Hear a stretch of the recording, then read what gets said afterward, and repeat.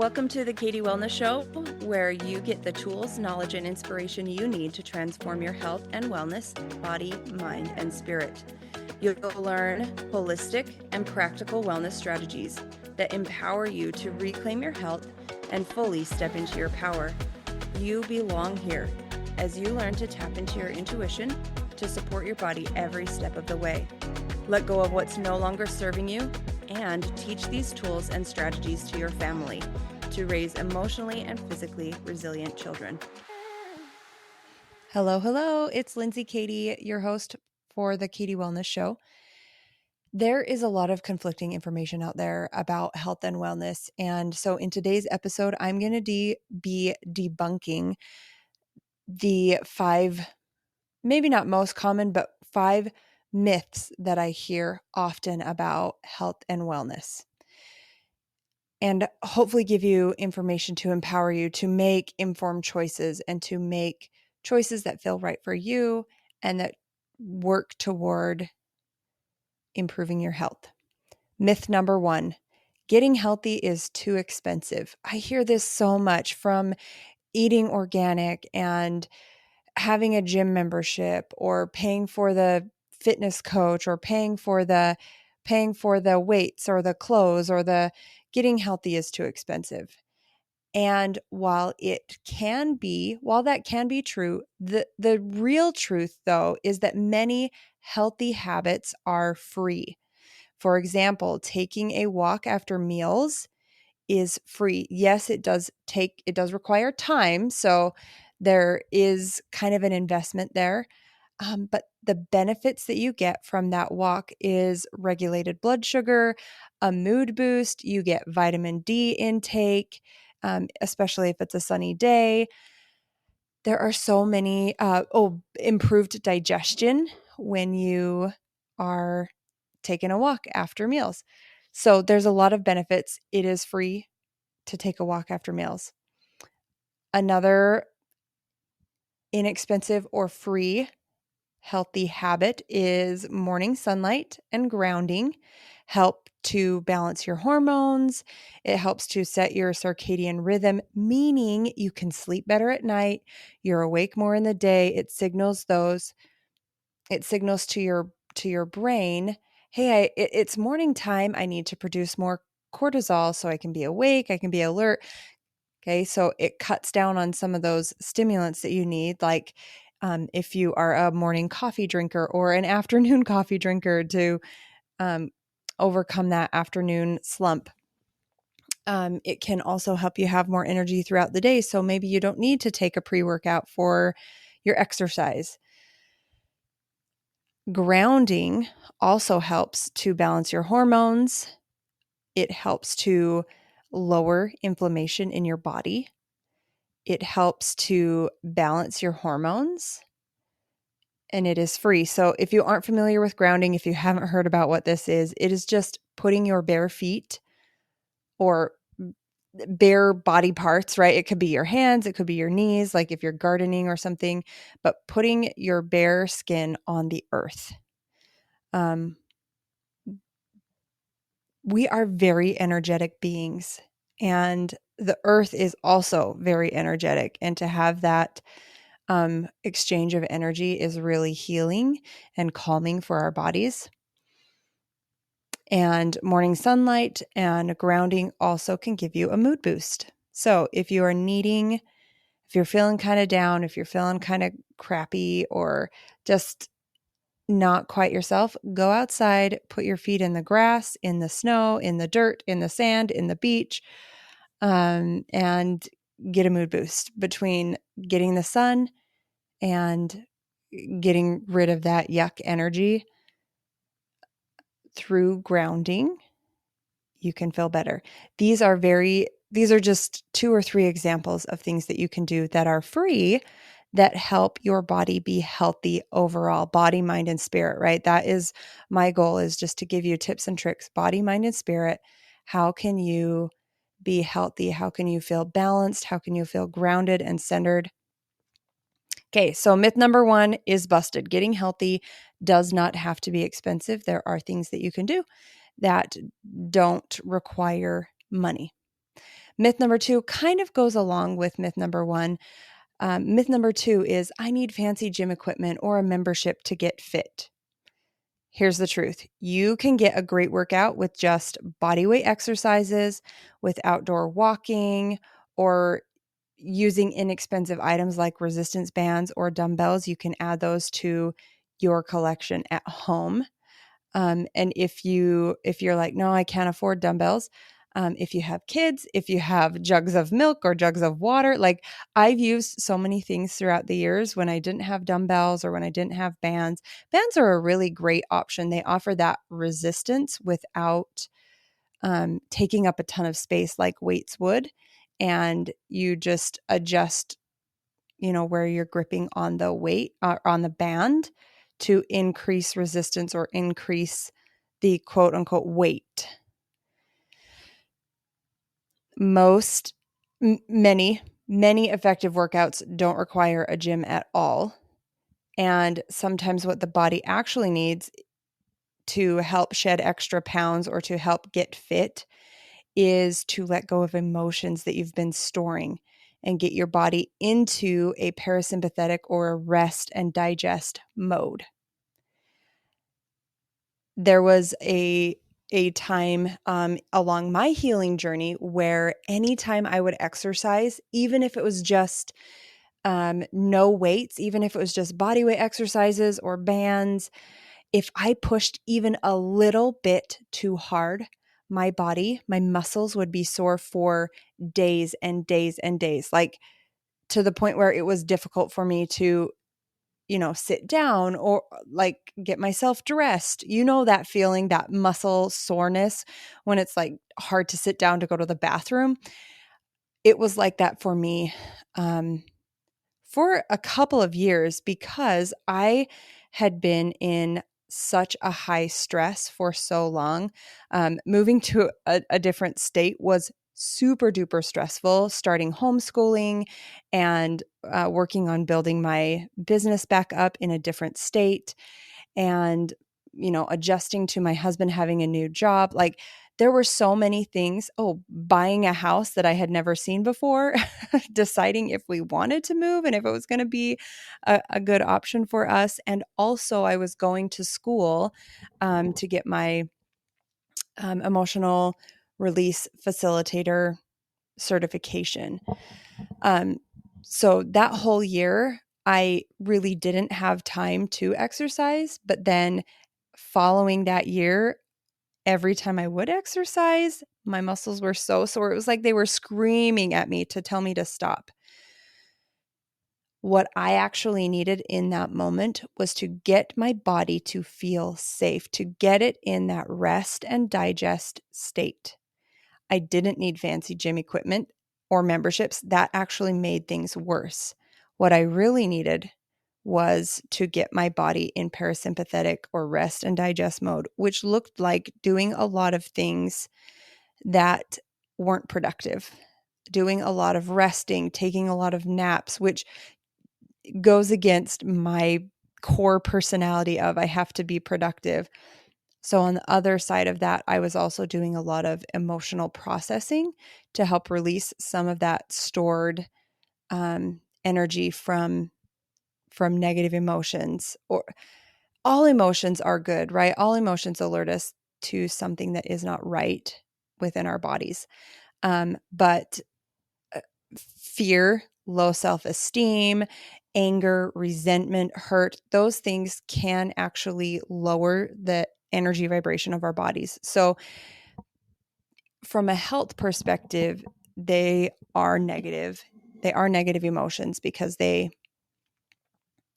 don't allow the healing energy, the higher vibrations of love and peace and acceptance and contentment. It kind of works against that. So myth number 2, I need fancy gym equipment or a membership to get fit. Absolutely not true. So here was my experience. In the year that I had to take off from exercising, even going on walks, I would get really horrible shin splints. Just going on a walk. Like it was really, really hard for me to to be so sedentary. But because I was not being indulgent in my eating, and also because I was working on getting my body to feel safe, I was able to lose or maintain kind of in that range. I wasn't gaining weight, and I have been active my whole life. Like from my teenage years on, I love exercise. I love moving my body. I love pushing to see what my body is capable of.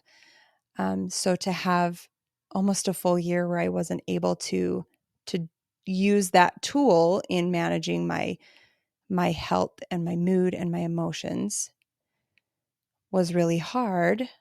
But and I was worried. I really was worried that if I stop exercising, then I'm going to lose all this weight, or I'm going to gain all this weight. I'm not going to fit in my clothes. I'm going to feel really uncomfortable in my body. But the truth is, I was able to maintain. I mean, it fluctuates, right? Weight fluctuates. So I didn't gain weight during that year. So that was my experience because that's what my body needed, and I was honoring that. It's the same for you if you are giving your body what it needs, whether that is body weight exercises or outdoor walking or using resistance bands or dumbbells, or using your kids as weights, right? Like I have done that before as well. And I've seen other moms do it as well, using kids to add a little bit of extra weight or resistance. And on the other side, getting your body to feel safe, getting rid of those emotions that are negatively affecting your health. Myth number 2 is busted. Oh, does anyone else watch Mythbusters? Maybe that's what this episode should be like, that we should put these all to the test. And really, I have put many of these to the test. I have been able to help myself and my family to be healthy without going bankrupt, without breaking the budget. You know, we've been able to manage. And I cannot even think of a time where I've ever even had a gym membership. And yeah, so I mean, for what that's worth, we'll just put that out there. But we'll go to myth number 3. Medications will heal my symptoms. Oh, I just need to go to the doctor and get some medication and then I'll be healed. Okay, so although in theory, this is how our brains go, like that the medication heals you. However, medications are the substitute for processes that your body is no longer doing on its own.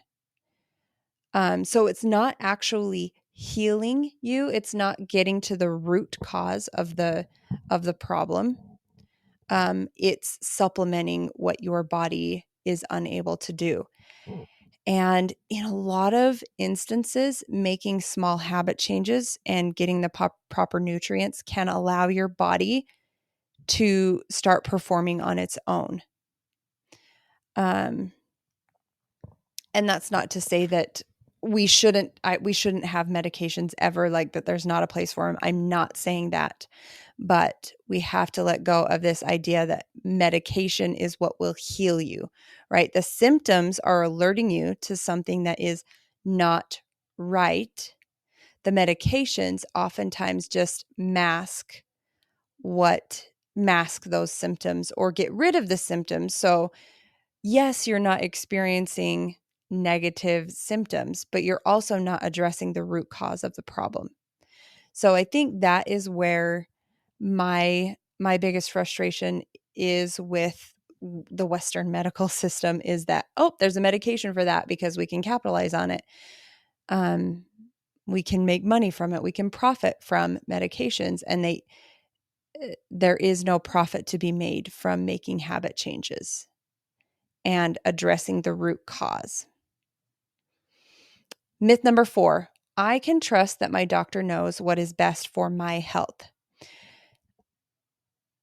I think it's really interesting that doctors say that they're practicing medicine, right? That's what it is. It is a practice. And medical doctors do have extensive training in the areas that they're specialized in. But just because they have extensive training to know about the body, they do not have an advanced degree on your body and your needs specifically. So when I was when I was in labor with my firstborn, I had an on-call doctor that was difficult to work with. It was not my regular doctor, and this doctor was he talked down to me. He was very degrading. He did not let me really have freedom in my laboring journey, right? He was like, "Hey, you got to be on the monitors the whole time," which limited my ability to go walking, and they wouldn't let me in the water, like the shower or the bath or anything like that. And it really derailed my progress, and I ended up having a C-section from that. I did not know how to advocate for myself and my health in that situation, and I'm grateful for the health experiences or the medical experiences that I've had since then, and the confidence that I've gained in knowing what my body actually needs and being able to say, I'm not going to do that, or yes, let's do this. I'm able to make more informed decisions, looking at what the options are from a medical professional versus looking internally to myself to say, okay, body, what do you need? And it is also a practice in learning how to know and understand and ask your body what it needs. But it is very possible. And one way that I do this is through muscle testing. That's kind of how it started, was through muscle testing. And from there, I have seen so many experiences. And if I have a thought or a feeling or an impression and I listen to that, oftentimes my body will start feeling better. So that is really reaffirming to me that when I have those thoughts, oh, you need to go on a walk after this meal to help your food digest, or whatever the thought is that I have, the more that I act on those thoughts or inspiration, the more the better that I feel. So while doctors do know a lot, I don't want to discount their experience and their training. Doctors are not the experts on your body. They are still practicing, and they can still sometimes get it wrong. And they also get it right. They know the tests to run, but don't be afraid to ask questions, I guess, is my biggest takeaway from this. Don't be afraid to ask questions, to be an advocate. If something feels off, ask more questions, figure out why, trust that instinct of what your body is trying to tell you. If you have a sinking feeling in your gut, like, question that. Why am I feeling this way? Or why does this feel wrong? And work through some of those thoughts and those beliefs and those fears to know, is this legitimate, or is this really me just being afraid of the unknown? Right? You are the expert in your body. And the more that you listen to those thoughts and those promptings and those inspirational moments, even if it seems really, maybe you don't understand why, like, okay, why do I need to go on a walk after this meal? And then maybe an hour later I have heartburn, and then it's too late to go on a walk because that food has already sat in my stomach for too long. I haven't helped my body. And my body sent me that message. All right. Myth number 5 is supplements can replace a healthy diet. Here's where I see this a lot. When people come to do a hair scan with me, it looks at nutrient deficiencies. So there's a category for vitamins, minerals, antioxidants, fatty acids, and amino acids. And oftentimes, not often, but my goal is to look at the overall of what is lacking and find maybe 1 or 2 supplements that will maximize for that specific client. However, I occasionally have people who just want a supplement for everything. Oh, I'm not going to get that. Just give me a supplement. Oh, I'm not going to eat those things. Just give me a supplement. The truth is, a healthy diet should always be your primary source of nutrients. Supplements are helpful to fill in the gaps. Like if you know that you're never going to eat fatty fish and you're going to have a really difficult time getting your omega, your healthy fats, a supplement might be a really good option for that. Or you can look at other sources, so through nuts or seeds, or other options to get those nutrients. But a healthy diet should always be your go-to. Your body is going to recognize and absorb whole foods much better than a supplement. And it's also really difficult to know if supplements are sourced well and if your body is going to absorb them well. They are helpful to fill in the gaps, but they shouldn't be a substitute for whole foods, for real food, for chewing your food, for smelling your food, for having that experience of food. Now, everyone is different, right? There might be some instances where if there's allergies or sensitivities to certain foods. The thing with food is, though, many different types of food can give you many different types of nutrients. So this is just an encouragement to get a variety of colors in your diet. Eat the rainbow, vary your veggies, focus on fruits, right? Get a variety of colors. The more colors that you can eat, the more variety of foods or nutrients that you're getting, and the less need for supplements that you will need. Thank you for joining me for today's episode. Just as a quick recap and a reminder, getting healthy does not have to be expensive. There are lots of things that you can do that are free to help you be healthy. And if you are needing more ideas, if I didn't mention any specifically, you can always go check out my Instagram account. I share tips and tricks and healthy lifestyle habits for busy moms on my Instagram account at Katie Wellness. That's CADY, Katie Wellness, same as the episode or the podcast title. You also don't need fancy gym equipment or a gym membership to get fit. Sometimes it is about letting go of old emotions that are keeping you in a low vibrational state, that are keeping you stuck. So especially if you've been on a weight loss or a fitness journey for a long time and you just hit a plateau and you keep like lowering your calories, that is stressing your body out as well.